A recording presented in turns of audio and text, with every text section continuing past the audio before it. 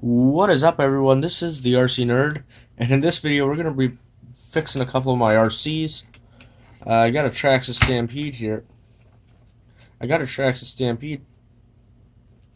Well, I have two halves of a Traxxas Stampede here. So I found this sort of jump that I could do to, Ed and I like to bash at this field behind my school. And there's a giant hill. And at the top of the hill there's this playground, but it has one of those mulch beds in it with the wooden box that goes around it. And so you can actually like jump the hill. And I was trying to jump the hill and land in the mulch box. And after doing that twice with this truck, this skid plate broke. The chassis was still intact, but the skid plate broke.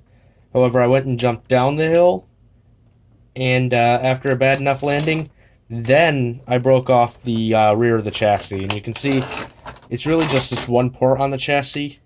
I really should just replace the chassis and the skid plate, like both the parts. I don't have a perfect condition chassis right now. I do have some others that are like better than this one, but then I have to switch everything around. So I think for now I'm just gonna replace the skid plate and then screw in this one port into the shock tower. And I think I'm gonna call that good enough for now. Although the shock tower, I think I did break that, so we'll see. I think right up here, if you can see that, the screw kind of just pulled straight back out of that. So the shock tower is probably not in great shape either, but I think it'll still screw in, and I'm kind of just going for the laziest fix possible right now. And let's get this thing torn apart. So I don't even know why I haven't removed the body. I think there's also still like a half-charged battery pack in here. My nice battery. Freaking 7200 mAh battery. I forgot what they cost right now. They're like 30 bucks or something. They might even be under 30 bucks right now, which is really good. Let's go ahead and grab a screwdriver and take off this rear skid plate. Should be pretty easy. We just need to remove these two screws right here, and then it's the screws that hold in the transmission there. That hold the skid plate to the transmission. Let's see, this is the other chassis I've got. There's a small crack. It's kind of hard to see, but there's a small crack right above where my thumb here is, next to the screw port. And the front of the chassis on these trucks like to break, so I really don't want to use that. But it does have the skid plate. It is black instead of green, which is unfortunate, but beggars can't be choosers, so I'm just going to be happy that I have one. Alright, let's get this rear part of the skid plate off.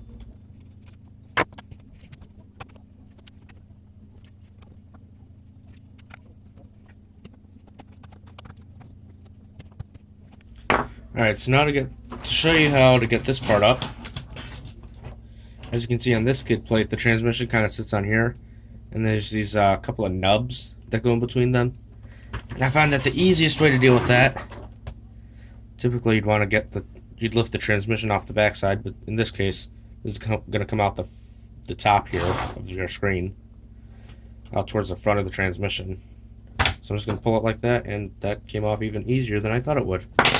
Nice. Now I just got to get this screw out of the shock tower, which is not going to be reused because that screw port broke. And then take the one out of the chassis here. We're just going to mesh this all up and put this screw back in. This screw back in, put the 6 screws back in here to hold it to the transmission, and I'm going to call it good for now. Let's go see if that works. Alright, I do have 2.0 millimeter hexes in the shock towers for the screws, so just undo something like this, and then your autofocus goes crazy because, you know.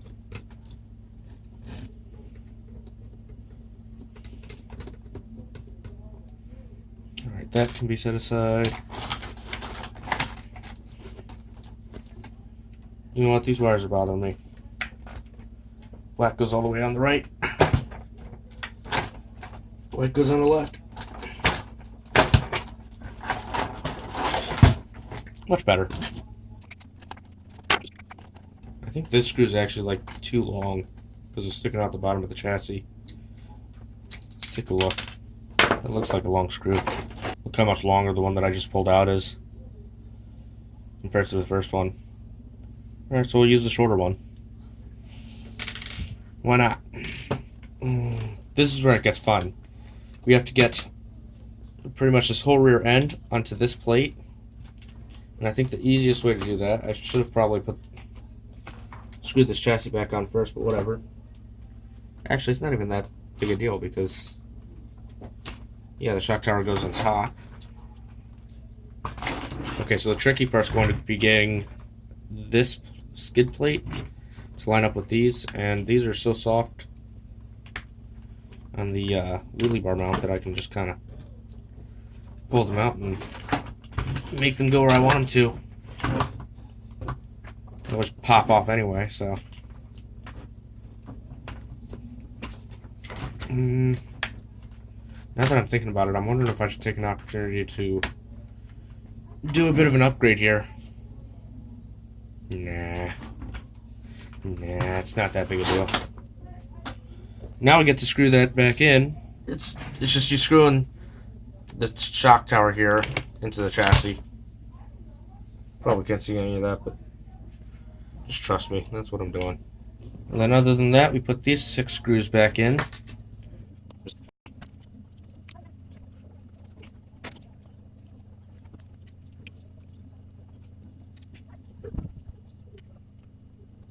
Done. And now that I'm thinking about it more, the upgrade that I was considering, this guy right here, I'd have to take off this rear wheelie bar mount. But this is from ages ago. Dad bought this for his original Stampede back in who knows when. As you can see, this is a sort of aluminum skid plate that covers it. And the more I think about it, the more I want to put it on, because the way that the truck broke was I slammed the rear of it into that wooden curb doing those jumps, and it slammed right on this part of the skid plate. So that's what broke, and if I had just put this stupid aluminum piece on it, if you think about it, that would have just covered it right up and probably would have prevented that entirely. Plus, this wheelie bar mount is stupid, and I haven't even put a wheelie bar on it. I should, but I haven't, so you know what? I'm going to put that on it. First, we just got to take off this wheelie bar mount, which should be like 3 screws. This is stripped out. Oh man, I'm going to have a great time. This screw right here, but it's stripped out, so I'm having to unscrew it at quite an angle. Maybe this is why I haven't upgraded it yet. Might have known about this broken screw already. That screw's going to be in my way, isn't it? I know exactly where the screw's going once it comes out. And that's out. This one right here. This one's not stripped, but it is a tight fit. The one on the other side fell out. Not surprising, that always falls out. And that's done.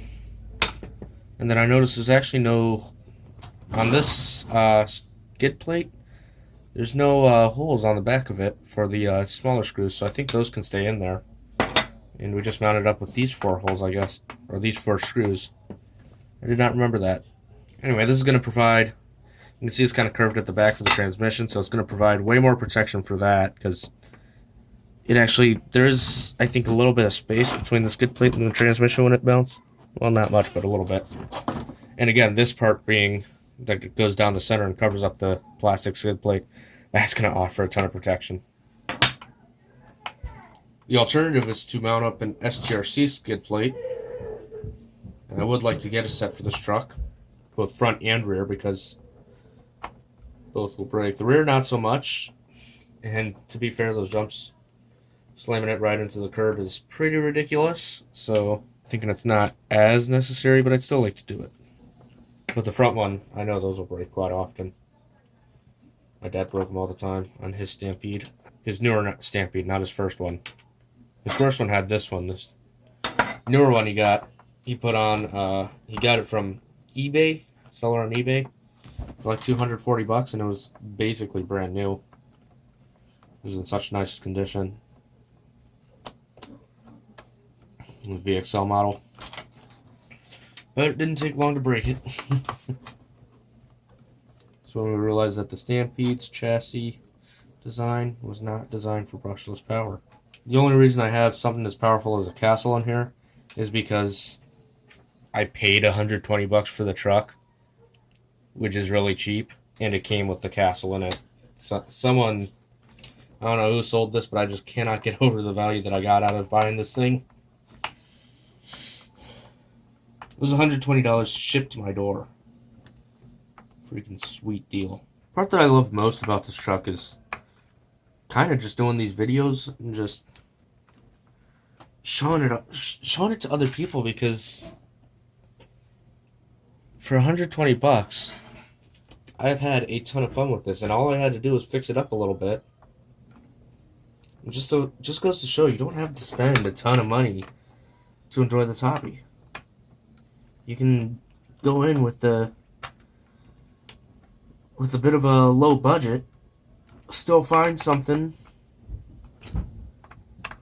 fix it up, have some fun with it. Granted, I did have a few of the spares already, like I think mostly just hardware I had to replace.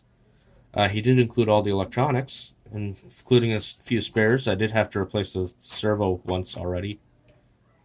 Let's see, the servo saver was not broken when I got it, but I did break it. I ended up having to replace it with this other one, which is actually from an Arma Voltage. And so far, this is the best thing I've got for this truck. We've had a lot of trouble figuring out servo savers for this truck. Some of them, like an aluminum one, will just strip the gears on this 2075. Straight servo horns will strip even aluminum geared servos, which is ridiculous. Or like brass geared servos, whatever they are, metal geared, but that's still crazy. And of course, just about any Traxxas servo saver will strip.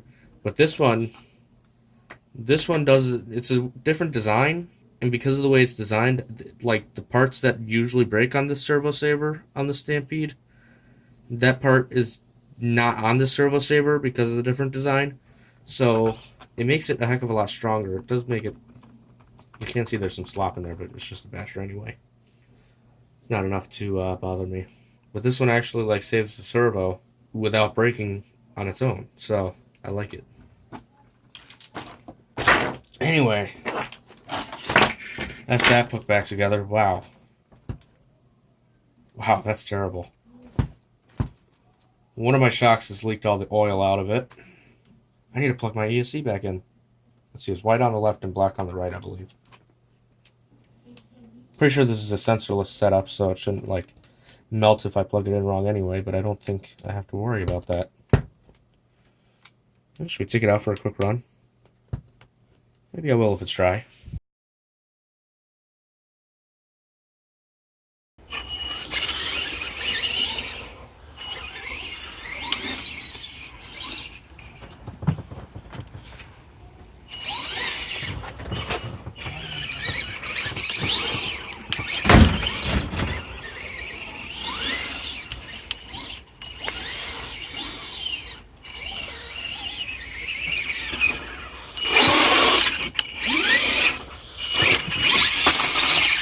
Well, I'd call that a success. Rustler next. Okay, so for some reason it seems that my phone did not record me doing this part of the truck, which all I really did was put the rear end of the truck on the new chassis. Not a whole lot. It's literally like, it's just these 6 screws on the bottom. And then you got a few screws up top, which I actually need to go get one. One screw stripped, and I was drilling it out, and it kind of melted into the shock tower, so I'm just going to put like a washer on it to solve that problem. Okay, so that screws in, and I put a washer under it, as I said. And now I need to go ahead and cut out this rear back plate. I'm going to use side cutters for that, and the reason I need to do this is because, as you can see, this battery fits perfectly. Do I need to cut it out? You know what? If that fits, I'm not going to mess with it, actually. Must have been a different battery that I had to do that. Alright, well, I'm just going to put my ESC plate back on with the 4 screws that hold it in place. And this must have been a VXL version of the Rustler chassis because they gave us hex hardware with it. Pretty cool if you ask me.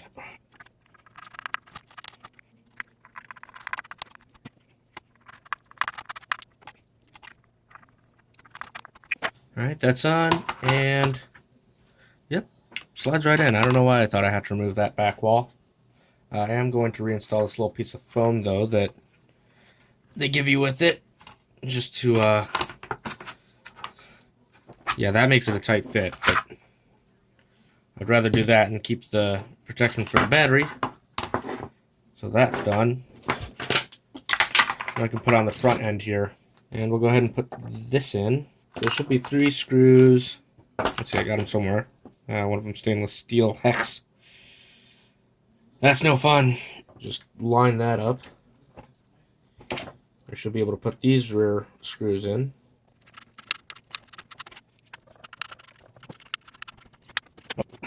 Alright, now we flip it over.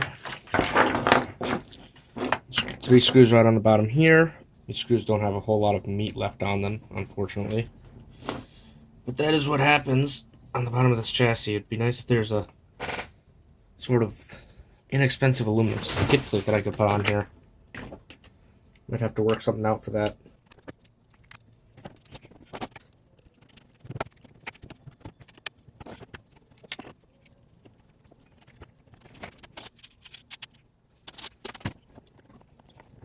Alright. Well, this little screw is stripped. Well, kind of. It's not like stripped, it's just there's not enough meat for the screwdriver to really get a good grip on it, so can't quite screw it in all the way, so did have to replace that. Not really that exciting, but whatever. Now we need to go ahead and mount up the rest of the electronics. I am aware there's still a whole corner of the truck missing, and that shock has 0 oil in it. Well, that's strange. I did not know my front shock was leaking. The other one has some, but it does not feel very good. Also looks like it's missing one of the lower spring braces. Super weird. So we'll go ahead and put in this receiver box, mount that into place. Should be super simple. There's just like 2 screws that hold in, which I need to find. They're right here. This is a rusty 1.5 mil with a flattened head, with the countersunk style. And then the other one, for some reason, I've got a 2.0 millimeter cap head style, but it's got the same thread, so whatever. And then I'm going to have to figure out a fix for my ESC, because as you can see, the heatsink has fallen off.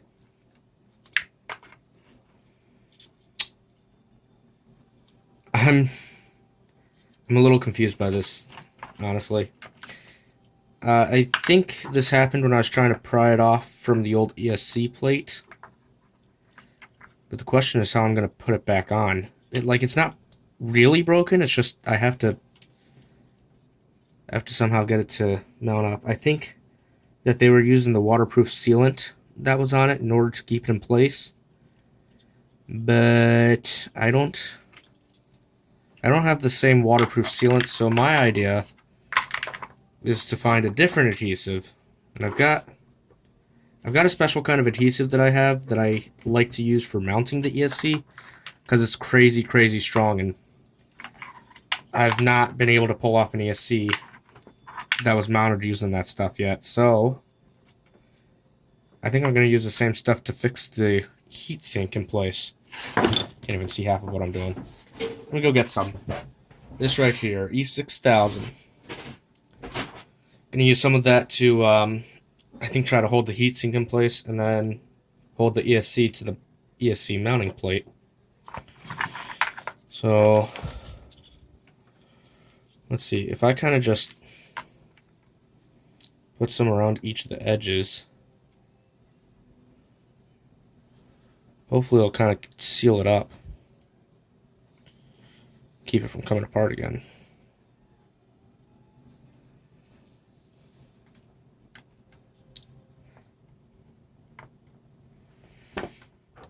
I'm wondering if that's going to hold. You know, if it'll even be enough. Hopefully it will be, because I'm putting it together. The one downside to this E6000 is it takes 2 full days to dry. At least. That... It's pretty ridiculous. It takes forever. But it is very worth it, because otherwise I'd be pulling off the ESC, and it would be ripping out these wires, either from the switch, which is a 3-wire switch, so it's not, you can't really bypass it properly the way you can a 2-position switch, or like a 2-wire switch, or you might pull out these receiver wires, and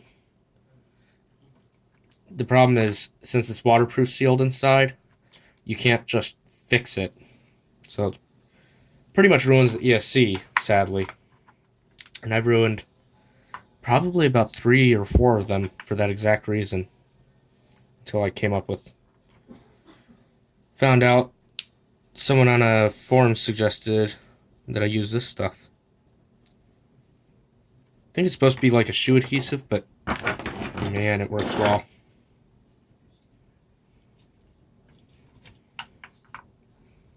By the way, have I mentioned that this E6000 adhesive is crazy strong and that I like it?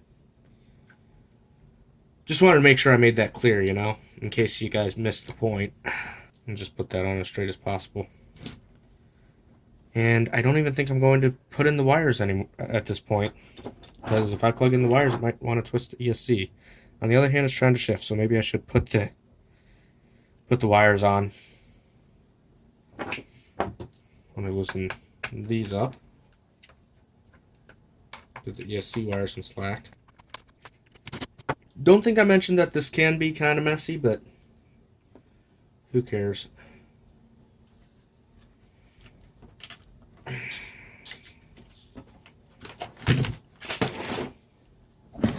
So you guys can kind of keep up with what's going on here. I'm just plugging in my ESC again to the motor. I wasn't going to, but since it's twisting the opposite direction, I'm hoping these will help hold it in place a little bit. Just a little bit. And then later on, I should be able to... Oh, man. Oh, man. Oh, I just put my fingers all over it. Jeez. That's not good. I don't know how safe this is for skin. I don't think it showed up as a skin irritant or anything. But I can't imagine you want to bathe in it either. I usually don't have it slide around quite this much. This is impressive.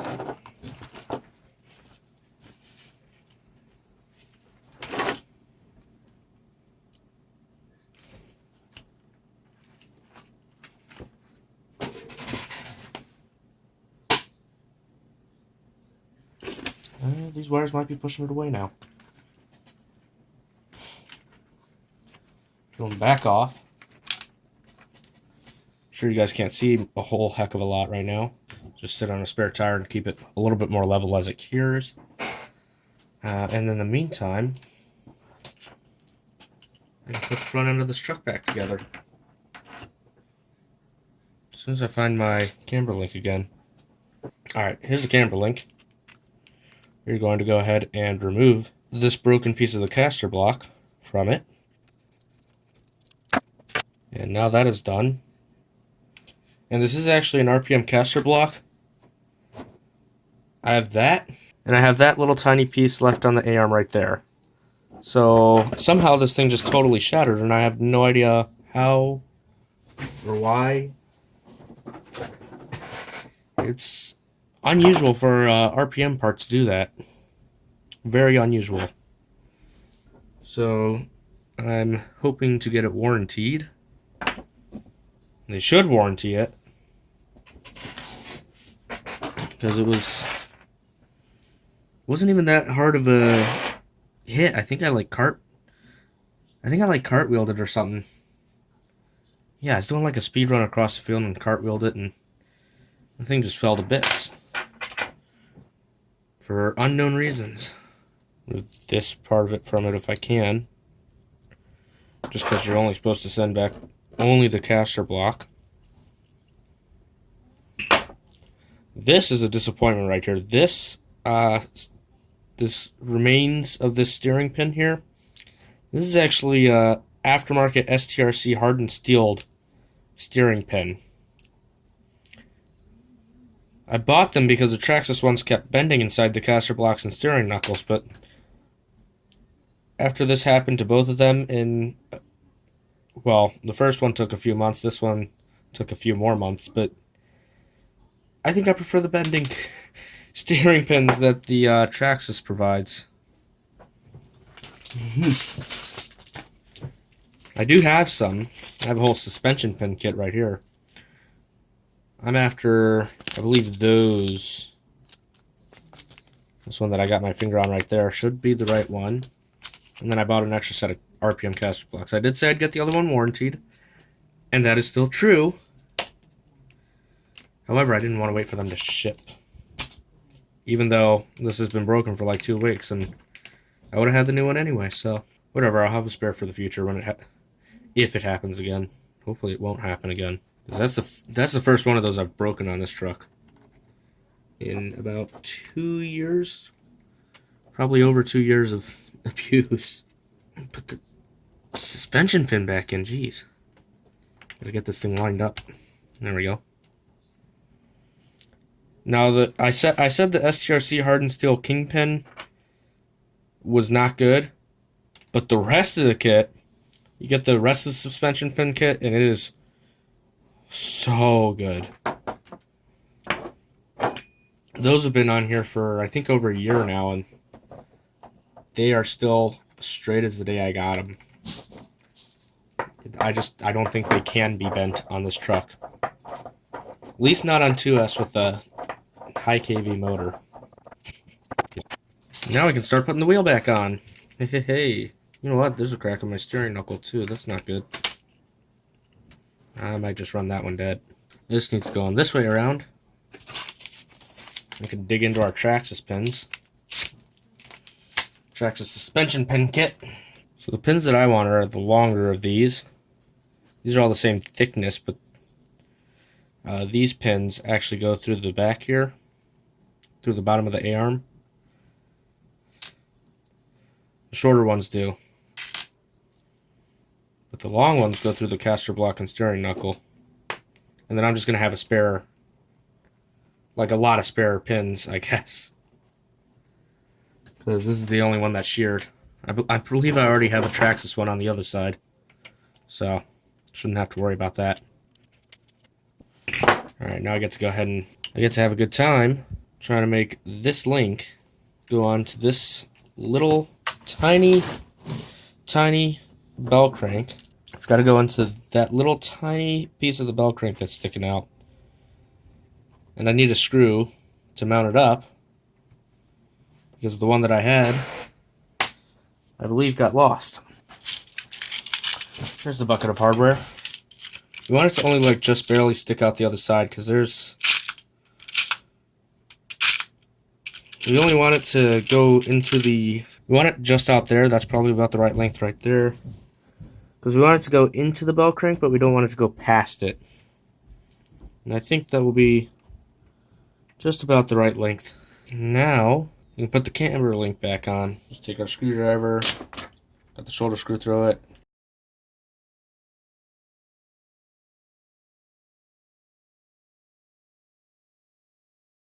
Alright, that looks good. Looks like I have exactly one spare sitting in my little box that is exactly the right size for this. Interestingly enough. Kind of hate using these shoulder screws. I'd rather have a normal type of screw, normal straight screw, and then just get like some really cheap bushings, or just have the camber links be small enough that they can kind of just ride on the normal size screw.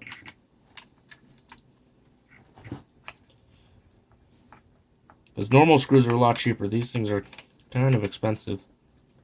Or just make these stupid screws cheaper. That'd be nice too.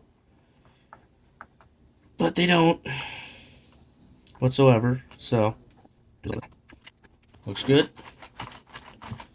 Still doesn't feel good without any oil in my shock, but All we really need to do now, put the wheel back on.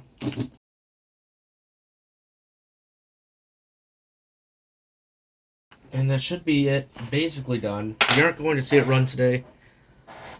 Not in this video. Reason is because I gotta wait for this to dry still, obviously. And of course I just have to button up the last little bits. I really just need to plug in the ESC wires again for the motor, and then put my little cap, or my wire tie down, back on the receiver box, and that should be it. But I have to wait 2 days for this to dry first. Yeah, it's literally going to be 2020 before this is ready to go again. But that's fine. I want to get this video done and uploaded, hopefully before the new year. So, assuming I actually complete that goal, I wish you all a happy new year. Even if I don't, still enjoy your New Year's, of course. But I'm going to call it a video. Y'all have a good one. Peace out. Bye.